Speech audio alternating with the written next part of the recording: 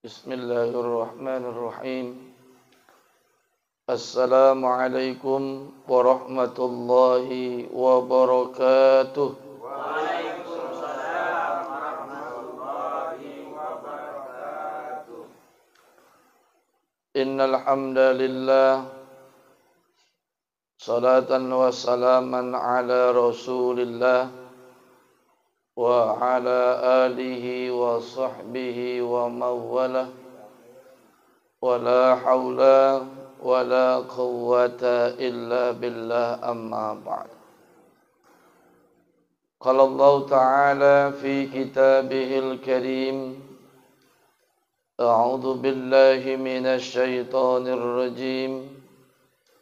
Bismillahirrahmanirrahim. Inna a'tainakal kautsar fasalli li rabbika wanhar inna syani'aka huwal abtar. Shadaqallahul azim. Bersyukur kita kepada Allah Subhanahu wa taala, di malam Jumat yang mulia ini kita berkumpul di majelis yang mulia. Mudah-mudahan nanti di akhirat kita dikumpulkan bersama manusia yang paling mulia, yakni baginda Rasulullah Muhammad sallallahu alaihi wasallam. Amin. Amin ya rabbal alamin. Berselawat kepada Rasulullah Muhammad sallallahu alaihi wasallam dengan mengucapkan Allahumma salli ala sayyidina Muhammad wa ala ali sayyidina Muhammad. Semoga di yaumil mahsyar nanti kita kelak mendapatkan syafaat dari Rasulullah sallallahu alaihi wasallam. Amin. Amin ya rabbal alamin. Yang saya hormati Sohibul Bait, yakni Bapak Agus Salim Purba beserta dengan seluruh keluarga. Kemudian yang saya hormati Bapak Ketua Pemerintahan Babu Salam. Kemudian yang saya hormati seluruh jemaah Pemerintahan Babu Salam yang dirahmati oleh Allah Subhanahu wa taala. Hari ini Kamis bertepatan dengan 20 Juni 2024. Kita sudah berada di malam tanggal 14 Zulhijjah 1445 Hijriah. Mengapa bulan Zulhijjah ini merupakan salah satu bulan yang dihormati, bulan yang dimuliakan? Yang melatar belakanginya adalah karena di bulan Zulhijjah ini pertama yaitu ada peristiwa penyembelihan hewan kurban. Yang kedua ada pelaksanaan ibadah haji. Dan yang ketiga ada hari yang mulia yang disebut dengan hari Arafah. Dan itu sudah kita lalui bersama-sama.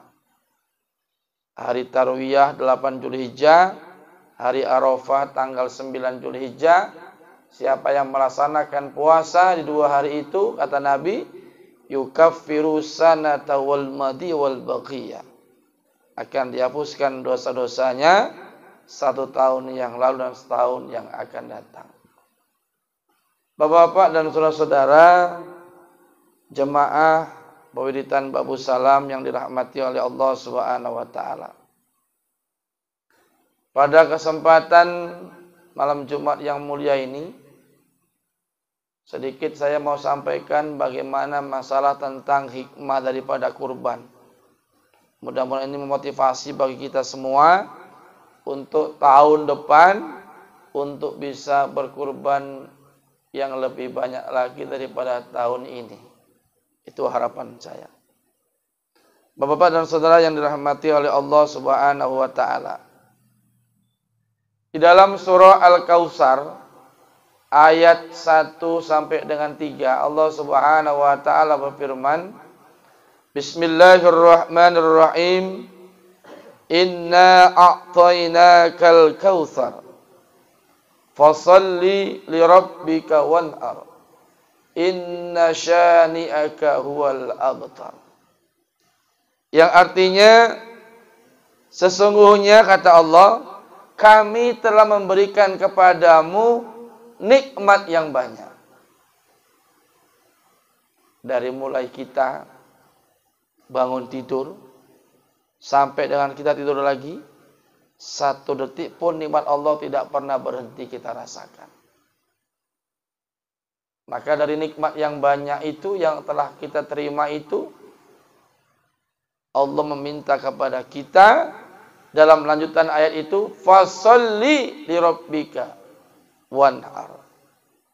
Dan dirikanlah solat karena Tuhanmu dan berkurbanlah. Kemarin kita sudah melaksanakan solat Idul Adha. Idul Adha ini banyak kita lihat di masyarakat, mohon maaf, solatnya iya, tapi habis solat dia pulang. Tidak mendengarkan khutbah. Itu enggak sempurna nilai pahalanya.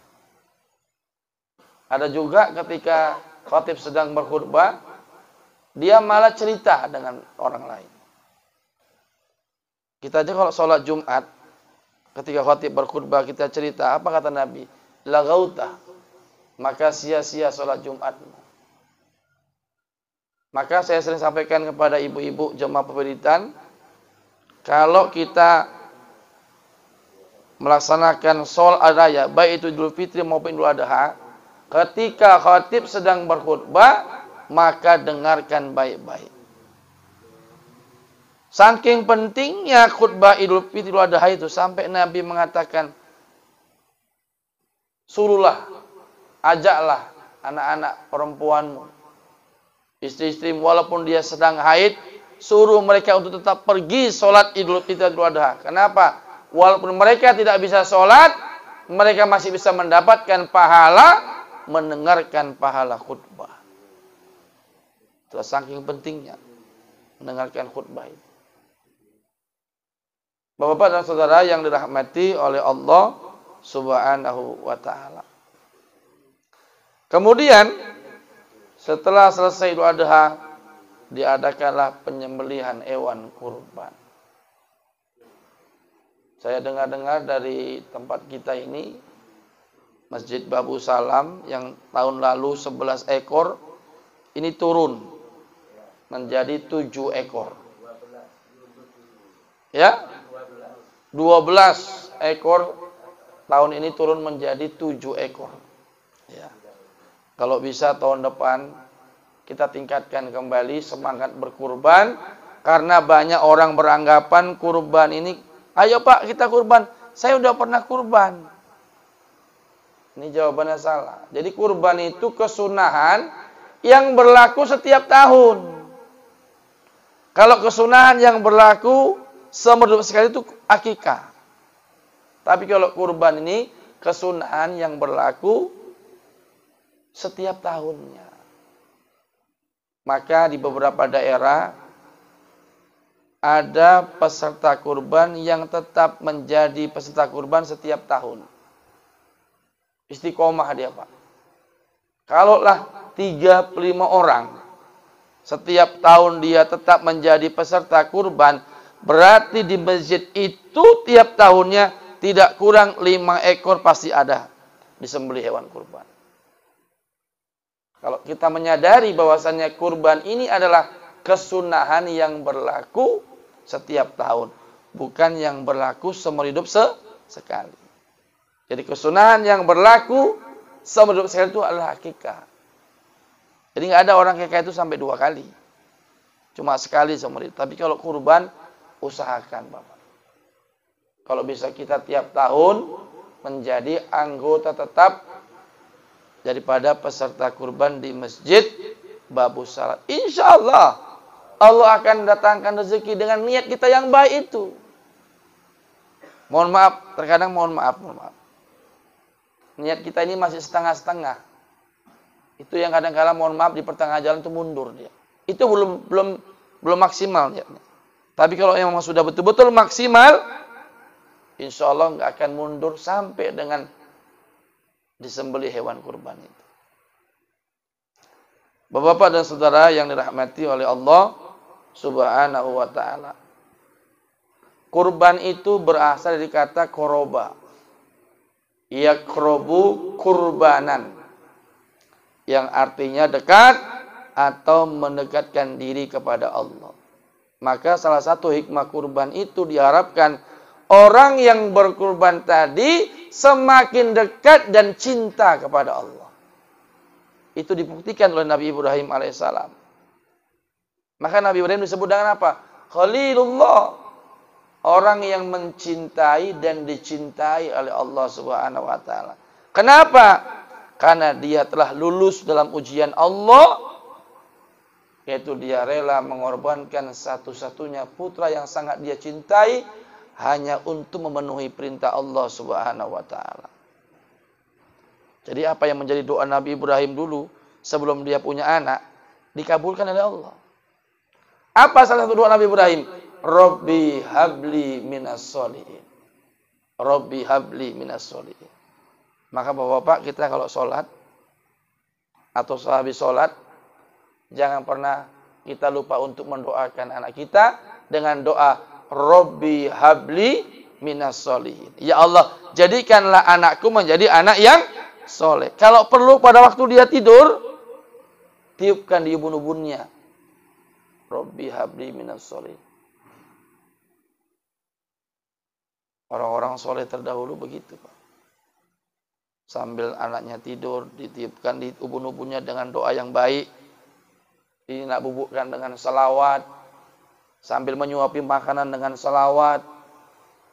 Dengan zikir. Kenapa? Energi yang kita masukkan ke dalam tubuh anak kita, kalau dengan zikir, dengan salawat itu mempengaruhi anak itu menjadi baik atau tidak. Itu sudah kita rasakan. Maka yang hari ini mohon maaf, kita ini menjadi orang soleh, orang baik, itu asbab daripada ibu kita dulu.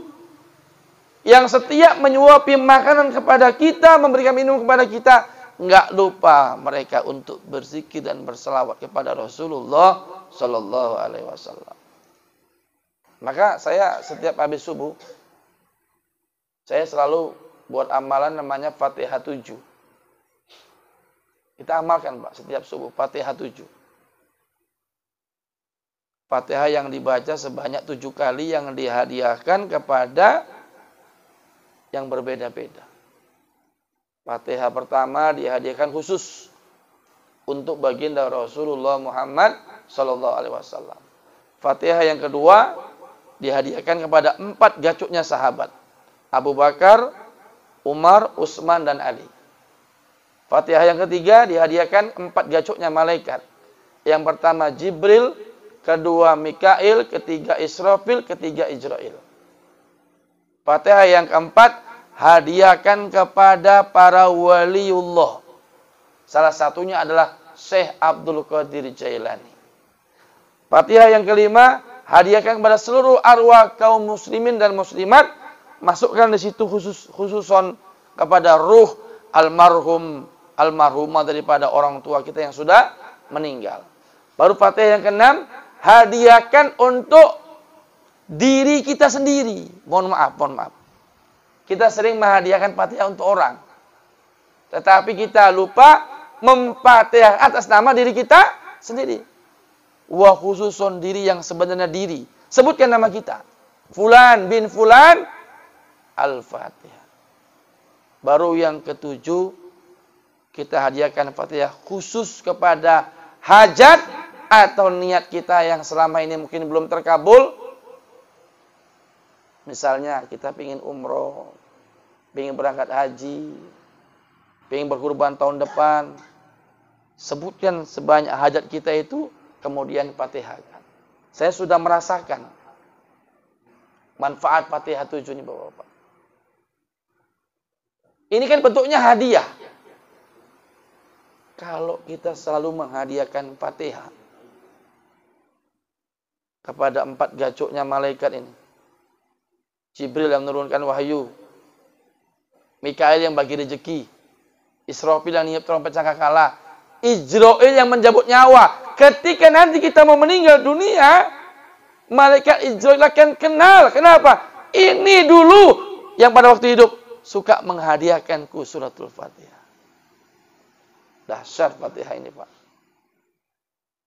Kalau dibelah itu, dikaji Fatihah itu, Masya Allah. Maka ada satu judul buku namanya Samudra Al-Fatihah. Disebut dia As-Sabaul Masani. 7 ayat yang diulang. Dan satu-satunya surah yang kalau itu enggak dibaca tidak sah sholatnya adalah surah Al-Fatihah. Coba diamalkan, Pak.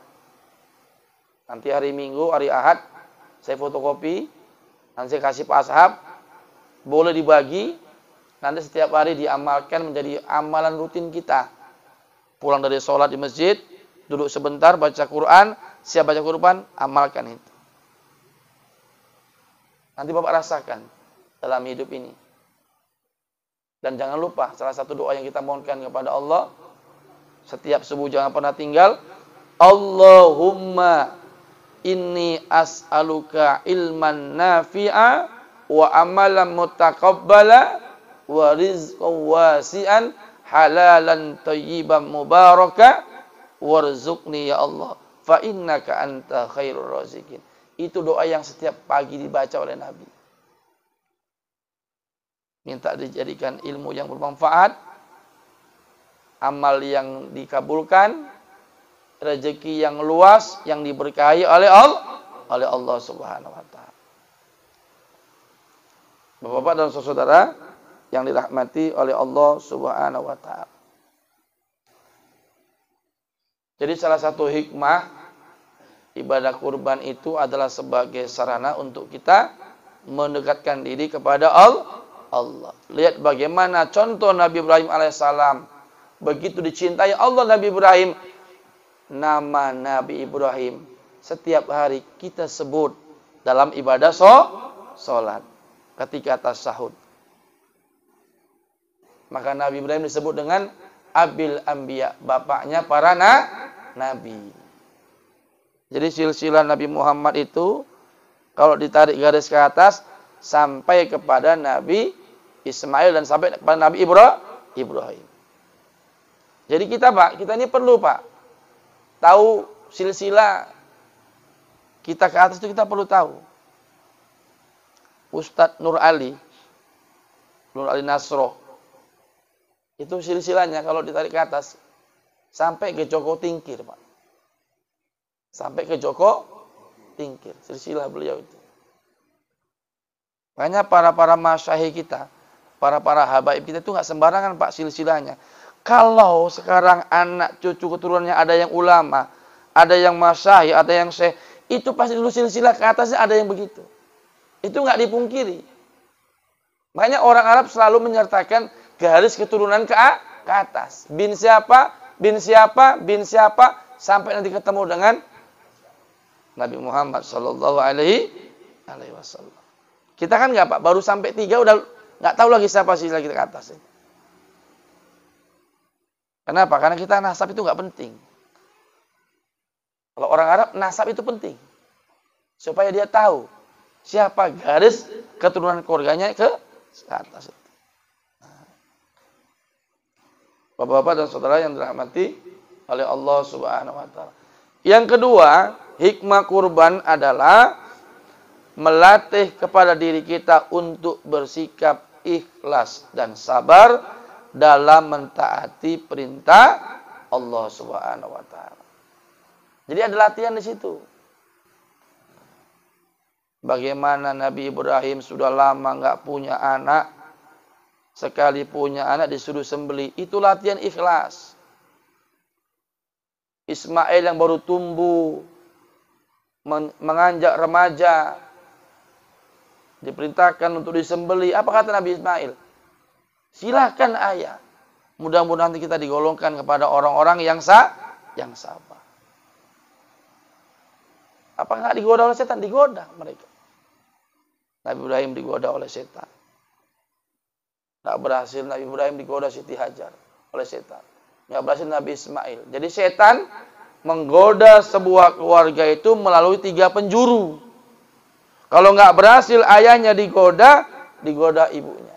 Nggak berhasil digoda ibunya, digoda anaknya. Apa yang dikehendaki setan? Agar keluarga ini menjadi keluarga yang hancur. Dan ketika setan menggoda ketiga keluarga ini, ketiga orang ini, Nabi Ismail, Siti Hajar, dan Nabi Ibrahim, itu setan dilempar dengan batu. Maka peristiwa pelemparan batu disebut dengan sekarang melontar jumroh. Ada ula, ada wusto, ada akobah. Itu simbol permusuhan antara manusia dengan iblis alaihissalam. Bapak dan saudara yang dirahmati Allah Subhanahu wa taala. Sekarang ini setan menggoda keluarga, sebuah keluarga dengan apa? Dengan yang namanya judi online. Berapa banyak, Pak? 14.200 perceraian terjadi itu salah satu faktornya karena judi. Laporan daripada pengadilan agama. 14.000 Pak perceraian terjadi. Faktornya gara-gara judi online. Yang lucunya, korban judi online diberi bansos. Seharusnya dibimbing ke arah agama, bukan diberi bansos. Kalau dia para korban judi diberi bansos, oh kami aja melanggar aturan agama dikasih bantuan kok. Kan gitu jadinya. Nggak tepat sasaran kok saya bilang. Maunya mereka dibimbing dengan agama, pemahaman agama yang baik, sehingga mereka tobat, nggak ngulangi lagi, menjadi ke arah yang lebih. Itu yang betulnya. Kalau bansos itu tepatnya kepada siapa? Pada masyarakat miskin, kaum duafa, janda-janda tua, itu lebih tepat. Bukan para korban judi online. Bapak-bapak dan saudara yang dirahmati oleh Allah Subhanahu wa taala. Maka kita belajar dari peristiwa hikmah kurban itu, kita belajar latihan untuk ikhlas, latihan untuk sabar. Dan hidup ini memang belajar. Belajar ikhlas meskipun tak rela. Belajar sabar meskipun berat. Memang berat, Pak. Ada salah satu saya tengok di India itu. Kambing yang dikorban itu besar kali. Saking cintanya mungkin kambing itu kepada pemiliknya, mau dikorbankan, nangis kambing itu. Masuk itu medsos itu. Kambing aja ngerti, Pak, mau dikorbankan. Sapinya Irfan Hakim, namanya Cokro siapa ya sudah namanya itu. Sapi yang besarnya itu 1,2 ton. Sapi pun ngerti mau dikorbankan. Ketika mau berpisah dengan yang punya sapi, mau dipotong besok, dia pun ngerti. Meneteskan air mata. Apa yang bisa kita korbankan untuk agama kita ini? Nabi Ibrahim bisa mengorbankan putranya. Orang-orang gak bisa mengorbankan segitu besar. Satu sapi limosin 1,3 ton bisa cukup untuk satu kampung. Masya Allah.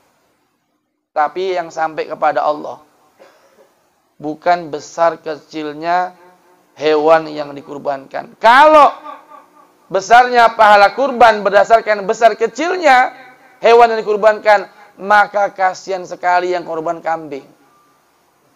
Pahalanya berarti lebih kecil, lebih sedikit daripada yang korban lembu.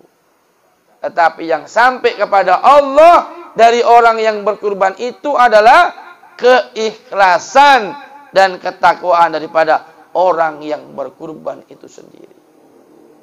Di masyarakat sering kita jumpai, Pak. Peserta kurban masih minta sama panitia. Nanti saya minta telurnya ya. Nanti saya minta kakinya ya. Itu berarti kita belum ikhlas melepas daripada hewan yang kita kurbankan. Masih minta-minta sesuatu. Yang lucunya di suatu tempat pernah ada yang telurnya hilang. Itu kejadian, Pak, di Mencirim. Kakinya hilang, ekornya hilang. Kalaupun kita ngambil telurnya untuk apa lagi kita mau ambil dengan telur itu? Nah, tongseng. Mau kuat. Kuat tuh olahraga. Minum madu. Makan kurma. Yang herbal, olahraga. Yang membuat itu kita lemah. Kita malas olahraga.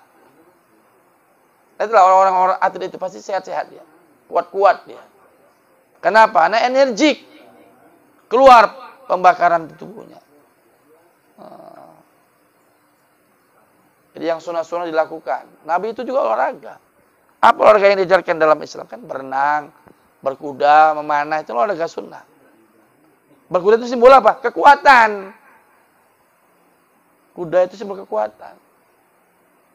Memanah itu simbol fokus. Kalau melakukan sesuatu harus fokus. Bapak dan saudara yang dirahmati oleh Allah Subhanahu wa taala. Ya, yang ketiga, hikmah daripada kurban yang kita laksanakan beberapa hari yang lalu adalah dengan disembelihnya hewan kurban itu hakikatnya menyembeli sifat-sifat kebinatangan yang ada pada diri orang yang berkurban. Ternyata Pak, di diri manusia ini, kalau manusia ini mulia, dia derajatnya bisa lebih dari malaikat. Tapi kalau manusia itu hina, derajatnya bisa lebih rendah daripada hewan. Adakah manusia yang sifatnya seperti hewan? Banyak. Buas, rakus, tamak, itu sifat hewan. Jadi diharapkan dengan disembelihnya hewan kurban dan disaksikan hewan kurban ketika disembelih, hikmahnya apa? Orang yang berkurban suruh menyaksikan. Ternyata ketika hewannya disembelih, mengalirlah darahnya, maka bersamaan dengan mengalir darah itu, maka dosa-dosa orang yang berkurban telah diampuni oleh Allah Subhanahu wa taala. Maka kita disuruh menyaksikan. Ini lembu sipolan, mana orangnya?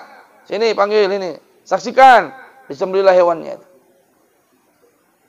Bersama dengan sembelih mengalir darahnya. Maka bersama dengan itu dosa-dosa orang yang berkurban telah diampuni oleh Allah Subhanahu wa taala. Oleh karena itu Bapak dan Saudara, tahun depan berniat kita untuk berkurban. Kalau bayar cashnya itu agak berat, dicicil nabung sehari 7.000.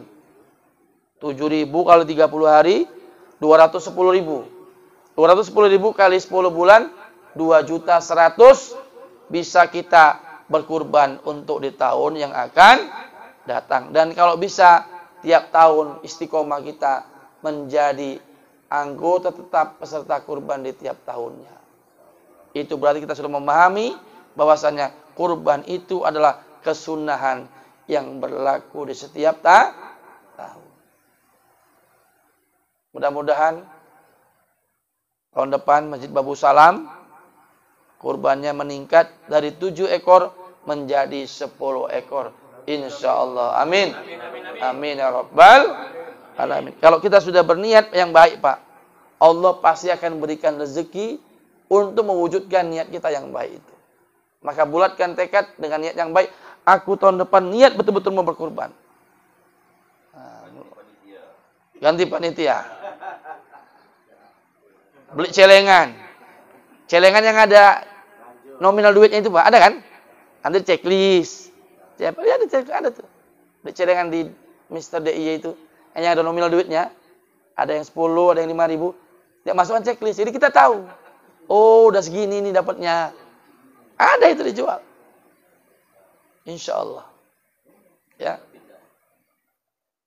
Kalau lu sahabat Nabi pernah bertanya, ya Rasulullah, bagaimanakah pahala orang berkurban itu? Nabi katakan, setiap satu helai bulunya, satu kebaikan. Sehelai bulunya, satu kebaikan. Pertanyaan saya, mampukah kita menghitung berapa jumlah bulu yang melekat? Tidak mampu. Berarti orang yang berkurban itu besar sekali pahalanya. Asalkan apa? Ikhlas dalam berkurban itu. Semata-mata mengharap ridha Allah Subhanahu wa ta'ala. Demikian yang dapat disampaikan. Mudah-mudahan bermanfaat. usikum wa nafsi bitaqallah. Assalamualaikum warahmatullahi wabarakatuh.